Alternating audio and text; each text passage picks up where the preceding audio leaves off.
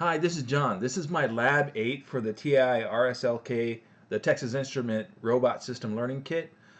In this one, he goes through about some switches and to interact with the GPIOs and to get this so you can get a sequence of events happening on switches. It's just trying to get you familiar with how to read the input and then have an output on this. And then the final part of the lab has you set up the three switches like I have here on the breadboard that I've attached to the top of the system, the robot system learning kit.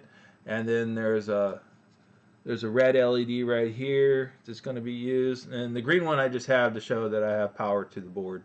So this is just using the MSP 432 and the breadboard with the extra buttons and stuff. So the way it's set up is it's supposed to be like an alarm system. So you have an arm to arm the alarm system, and then two buttons to resemble, say, Windows or something like that. So if I push this button, actually right now I have it in a loop. I should go through that. I've already brought this up into Code Composer Studio. I have it in debug, so I can go through a loop. So if I loop through this, we see all the switches are off. If I push, this is the arm button, this should be 1. And then it's on, and you should see the LED will come on. So if I keep looping, you'll see the LED will toggle. And then if I let it go, it should go off. So if I push it again, and say I push one of the other buttons, alright, so that's going to be connected to 4. The LED should continue to toggle, saying that it's armed and it's active, but it's not it's not in a state to where it's going to be armed and active and not running, I guess is what it is. So the only time you get a sequence to where the LED goes off is basically the alarm is in the ready state. So I have all 3 LEDs, or all 3 buttons pressed, and then the LED should stay off.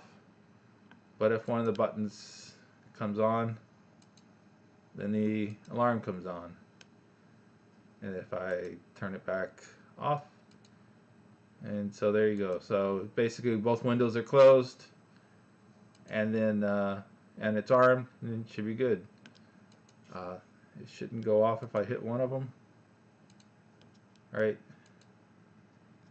The same thing if I have it armed and I press a button, it should continue.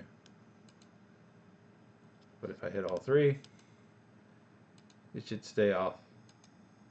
So it's not, it hasn't been triggered. So if I let one go, it should trigger it. So if I stop this, or if I just get rid of the toggle, the breakpoint, I guess, just disable the breakpoint. Just let it go. We should see LED flashes. I hit one of the other buttons, it doesn't stop. But if I hit all 3 of them, then it stops. If I release one, it should turn back on. And then hit all 3, it should go off.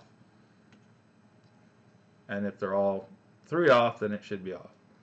So it should be armed when this arm button is pressed.